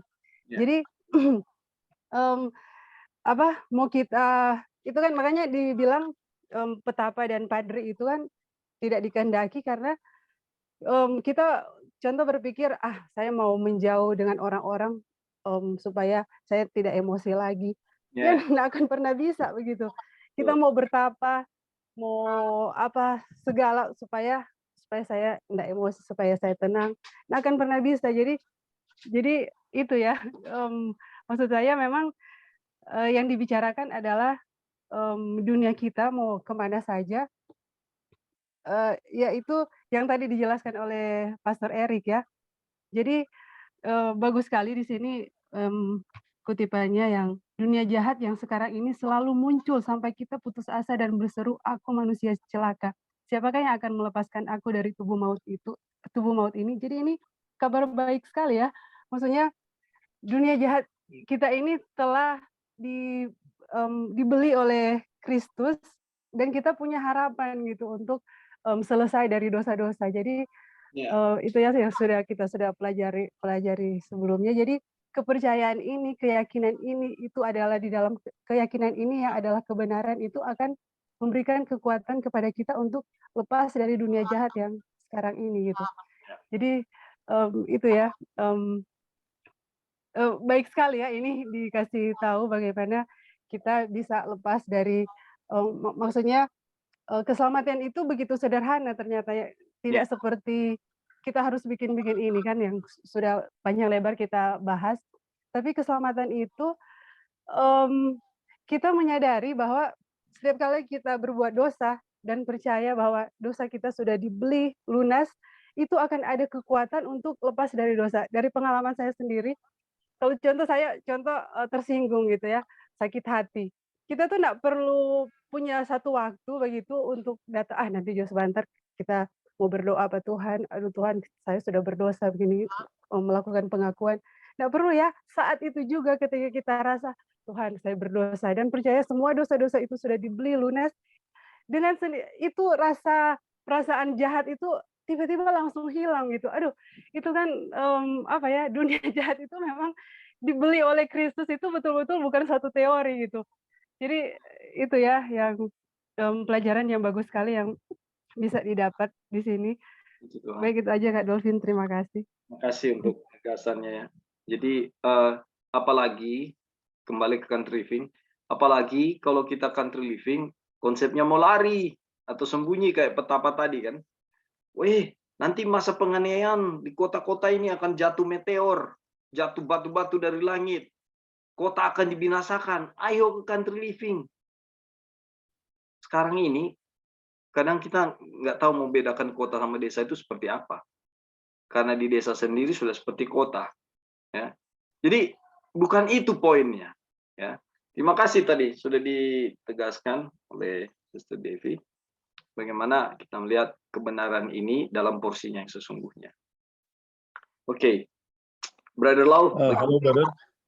Oh, ada dari Pastor Erik, silakan. Oke, baik. Jadi memang kita adalah salah seorang yang umat Tuhan yang concern, yang suka sekali, yang senang sekali dengan pekabaran country living, dan memang kita menerima itu dari waktu nyong-nyong. Dulu kita waktu di rumah, karena ada lahan, ada kebun, yang ada hanya halaman rumah, kita batanam milu. Karena kita sekali mau lakukan itu terang country living, dan kemudian kita beli banyak sekali buku-buku budidaya ya tentang budidaya tanaman hortikultura atau budidaya tanaman tahunan ya.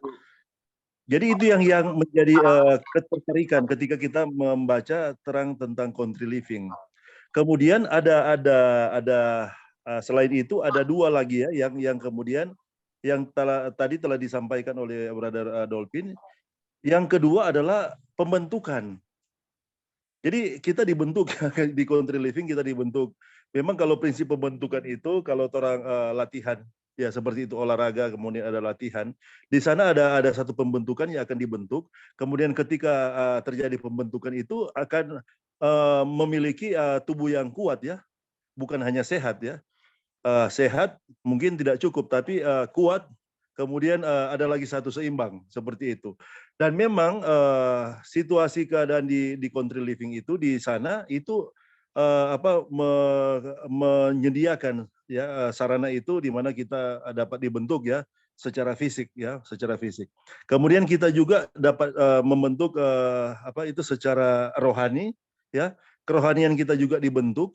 Karena memang di sana dalam pembentukan itu kita mungkin suasananya ketika kita belajar itu berbeda dengan kota, tapi itu lebih teduh, lebih tenang. Kemudian ketika kita berhubungan dengan Tuhan, kita mempelajari firman Tuhan ataupun kita berdoa, itu sepertinya lebih kondusif ya, lebih kondusif.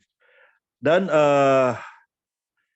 ada lagi tentang ini yang Ebing telah angkat itu. Ada Ebing tulisan tentang itu.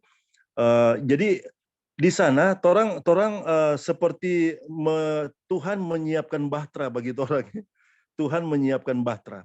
Jadi memang akan ada satu waktu di akhir ketika akan ada bencana-bencana yang akan terjadi, dan itu di sana Tuhan memberikan sarana itu sepertinya menjadi seperti bahtera ya untuk perlindungan bagi umat Tuhan. Kemudian persiapan nanti akan dilakukan di sana adalah ketika nanti akan menghadapi masa di mana jual beli ya, di sana sebanyak sekali ubi, sebanyak sekali sayur-sayur ataupun bumbu-bumbu yang ditanam di sana yang mungkin tidak mau habis-habis ketika melewati itu masa kesukaran itu, kemudian kita telah bersedia. Jadi ini adalah manfaat-manfaat dari country living ya, dari country living yang Tuhan berikan. Tapi sesungguhnya itu bukan menjadi tempat di mana kita akan sebagaimana pertapa tadi ya, sebagaimana pertapa tadi, itu akan selalu menjadi pusat penginjilan. Kalau Nyoy bilang kan, kalau mau pilih Tampa, jangan terlalu jauh, tapi juga jangan terlalu dekat dengan kota. Karena itu akan menjadi sarana atau pusat penginjilan, di mana orang akan keluar dari sana, kemudian mengimbasi, dan kemudian orang akan melakukan pekabaran ya, khususnya pekabaran 3 malaikat, lebih khusus lagi pekabaran malaikat yang ketiga. Jadi memang ini sepertinya memang tadi Dave bilang itu berbeda. Memang pertapa dengan country living itu berbeda. Kalau pertapa orang memang mengasingkan diri, orang itu tidak lagi berbaur ya. Tapi country living ini adalah bagaimana Tuhan mempersiapkan orang untuk kedatangannya pada kali yang kedua. Dan memang itu menjadi tempat pelatihan ya. Ada banyak sekali manfaat, Waktu yang lalu kita kuliah, ini sedikit kesaksian, waktu yang lalu kuliah, dan semester 7, semester 8, waktu kita pergi Bali naik motor, Tondano Ungklab, sudah mulai kena ujang. Kena ujang sedikit, itu sepertinya fisik sangat merana. Dan ketika sampai di rumah langsung panggil pemain tua, gosok akang itu tulang akang itu dengan minyak kayu putih. Karena memang seperti itu, dan sono boleh tak salah. Tapi ketika ada satu kemudian memang ini sengsara membawa nikmatnya. Ada satu tuntunan yang Tuhan berikan ya, selain ada satu konsumsi sehat yang kita konsumsi, kemudian waktu dia COVID, kemudian beli kobong ya, angka doi, biasa kalau pendeta kan angka doi beli oto, kemudian oto yang lebih bagus, tapi kita angka doi kita beli kobong. Kemudian ketika bah kobong, perlahan tapi pasti itu fisik menjadi meningkat. Dan memang waktu belajar dia bapacol, waktu belajar baking bedeng, kemudian kegiatan aktivitas, sepertinya itu fisik dia menjadi lebih kuat dan kemudian berada di dalam keadaan biar dia mau kena ujang lagi, biar dia mau kena ujang di mana-mana, sepertinya itu fisik itu sangat kuat, soalnya nak gampang sakit. Jadi kita ini ternyata manfaat secara langsung dari dari country living, dan memang itu adalah bagian dari kehidupan. Walaupun kita melayani, tapi ada waktu kalau dorang pendeta-pendeta yang lain, dorang olahraga di lapangan bulu tangkis, tapi kalau kita olahraga di kebun. Jadi itu yang banyak manfaat ya, banyak manfaat. Jadi sekali lagi ini yang membedakan bahwa country living itu bukan bertapa, sebagaimana dijelaskan tadi. Country living bukan bertapa, tapi sarana yang Tuhan berikan bagi kita untuk memberkati dan persiapan untuk the second coming ya. Karena memang kalau nak jual beli, kalau Brother Dolphin so tanam banyak ubi bete, ubi kayu, dengan ubi manis, dengan tuh sayur-sayur dan bumbu-bumbu, ya itu sudah akan habis nanti untuk menghadapi masa itu. Oke, mungkin itu untuk menguatkan country living ya. Terima kasih. Tuhan, Brother Eric, Tuhan kasih pikiran yang bijaksana untuk memilih hal yang lebih tepat ya. Dan ya itulah gambaran country living. Back to the basic. Halo, ada yang mau? Halo, bagaimana? Masih ada kesempatan. Oh, ya kita pikir Brother Eric tadi putus-putus, ternyata Brother Ebing. Silakan, masih ada tentunya. Silakan. Ini gimana? Suara kedengaran? Ya tidak sempurna, tapi coba saja, Bu. Aduh, kalau tidak sempurna, nanti saja kalau begitu. Ini boleh. Lanjut. Boleh, Kak Ebing. Oh, oke. Ya, jadi sedikit menegaskan ya dari apa yang teman-teman sudah jelaskan tadi, bahwa sehubungan ya dengan pelajaran kita dan country living. Jadi teman-teman, country living sekali lagi ya kita pelajari, itu sama sekali tidak menyelesaikan dosa ya. Dosa itu hanya diselesaikan oleh jasa dari anak domba. Kalau country living itu menyelesaikan dosa, maka ya bodoh sekali ya Tuhan mengeluarkan Adam dan Hawa dari Taman Eden ya. Tapi kita tahu bersama bahwa tempat sebaik apapun ya tidak bisa menyelesaikan dosa. Dosa itu hanya bisa diselesaikan oleh anak domba. Jadi itu ya kedudukannya dengan pekabaran malaikat ketiga. Jadi dosa itu hanya bisa diselesaikan oleh anak domba. Terus gimana country living itu memberi kontribusi kepada pekabaran malaikat ketiga? Nah, kontribusinya adalah di dalam country living orang itu akan lebih sadar bahwa mereka itu sangat berdosa. Karena saudara-saudara di dalam ketenangan alam ya, jauh dari kesibukan dan rutinitas, siapa diri kita itu akan lebih jelas. Ya, siapa diri kita yang berdosa itu akan lebih jelas, yang mungkin waktu kita sibuk kita nggak kenal siapa diri kita. Tetapi di dalam ketenangan kita akan melihat diri kita itu justru jauh lebih jahat daripada waktu kita di kota. Ya, ini adalah fakta yang teman-teman nanti bisa buktikan sendiri. Dan kenapa itu terjadi? Itu sangat dibutuhkan. Untuk apa? Karena orang-orang yang dibenarkan adalah orang-orang yang harus sadar betul siapa diri mereka. Bahwa mereka itu adalah penjahat dan sangat jahat di mata Tuhan. Sehingga dalam keadaan-keadaan seperti itu, mereka sangat membutuhkan siapa Yesus sebagai juru selamat. Jadi keadaan-keadaan country living ya yang membawa kesadaran bahwa kita ini sangat lemah, sangat berdosa, itu sangat dibutuhkan, gitu. Sangat dibutuhkan supaya kita betul-betul bisa melihat betapa penting dan berartinya Yesus sebagai juru selamat. Kemudian kita juga bisa melihat ya kedudukan dari pekabaran country living dan pekabaran malaikat kedua. Kita bisa melihat tidak ada pekabaran ya, tidak ada situasi yang betul-betul mendukung bagaimana kita siap bagi kedatangan Tuhan ya, selain country living. Apapun itu ya, apapun yang pernah direncanakan oleh Tuhan atau dibuat oleh Tuhan di dalam mempersiapkan diri bagi kedatangan Tuhan, itu kita bisa melihat country living adalah satu-satunya cara ya pembentukan atau persiapan atau sejenis itu ya untuk bersiap bagi kedatangan Tuhan. Nah, itu keterkaitannya dengan pekabaran malaikat kedua. Nah, keterkaitannya dengan hubungannya dengan pekabaran malaikat pertama apa? Country living itu teman-teman akan sangat jelas kita melihat kebutuhannya kalau kita memahami last day event. Ya. Ketika kita memahami last day event atau peristiwa-peristiwa akhir zaman, kita akan melihat di mana posisi dari country living dan seberapa besar kebutuhan kita terhadap country living. Ketika kita tidak melihat, maka kita rasa country living itu akan biasa-biasa saja artinya. Tapi kalau kita melihat bagaimana urutan akhir zaman itu telah begitu jelas ya, kita akan sangat melihat betapa besar kebutuhan country living akan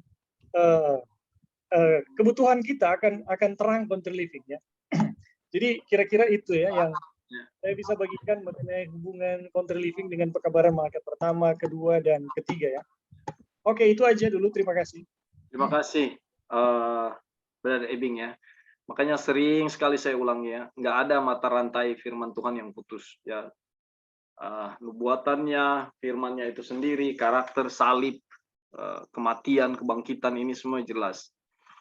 Dan saya nggak tahu kenapa kita sudah ke country living, tapi yang pasti tadi kita berbicara tentang hubungannya, bagaimana sifat kita itu loh, keberadaan kita itu loh, mau di mana saja ya, sampai terbawa kepada country living. Tapi apa yang sudah dijelaskan melalui kesaksian tadi dan penjelasan terakhir Brother Ebing, ini hal yang memang sudah terjadi sesuai pengalaman dan yang mungkin akan terjadi lagi bagi saudara-saudara yang Tuhan izinkan akan mengalaminya ya.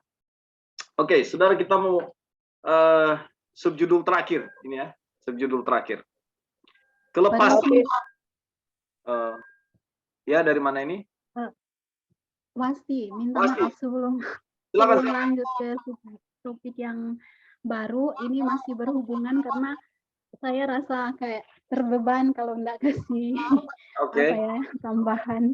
apa? Saya Silakan. mau tanggapi tadi yang Kak Lauri bagikan Ah, karena mengganjal di hati, jadi ini harus dibagikan. Jadi tadi Kak Lauri sempat bilang bahwa Yesus itu hidup di kota yang jahat, di Nazaret, dan tetap dia tidak berdosa. Tapi kalau kita baca Roh Nubuat, kita lihat di buku Kerinduan Segala Zaman, itu di pasal 1, di pasal 7 maaf, di pasal 7 di sana dikatakan bahwa pada masa kanak-kanak dan masa muda Yesus tinggal di sebuah kampung pegunungan yang kecil. Jadi Yesus memang berasal dari Nazaret, tapi Yesus tidak tinggal di dalam kota. Dia tinggal di pegunungan yang kecil di Yudea kalau tidak salah. Jadi Yesus itu tinggal di pegunungan, tidak tinggal di kota. Makanya karakter Yesus itu makin hari makin bertumbuh oleh karena lingkungannya pun mendukung. Jadi kita juga jangan salah berpikir ya, karena dengan pemahaman seperti itu akan banyak orang yang berpikir ya oke lah, tidak usahlah country living, hiduplah di kota karena yang jahat itu diri saya. Tapi firman Tuhan jelas mengatakan bahwa Yesus tidak tinggal di kota, dia tinggal di pegunungan kecil. Dari masa kecil sampai masa mudanya dia tinggal di pegunungan. Setelah dia sudah siap untuk pergi, baru dia pergi ke kota-kota. Begitupun dengan kehidupan bapak-bapak para nabi dahulu, Abraham, Seth, Henok, Elia, dan lain sebagainya. Mereka tidak tinggal di kota, mereka tinggal di country living. Jadi teladan yang Yesus lakukan dan juga para nabi-nabi dulu, para bapak dulu, itu memberikan suatu pelajaran bagi kita, apalagi kita yang hidup di akhir zaman ini. Oke, itu hanya sekedar tambahan. Terima kasih.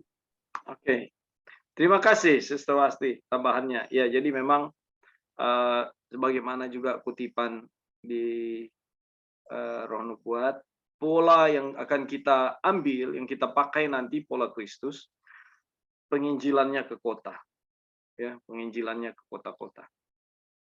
Terima kasih untuk tambahan. Baik, sepertinya ya kita sampai di sini kutipan kita, dan tentang kelepasan nanti kita bahas di pertemuan berikut ya. Jadi ini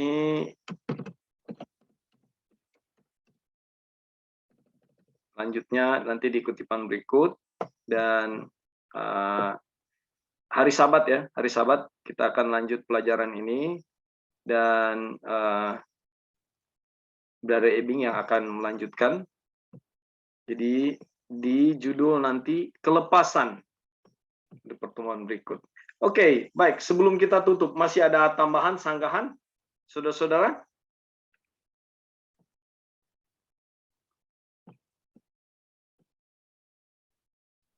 Halo, Bin. Iya, silakan. Halo.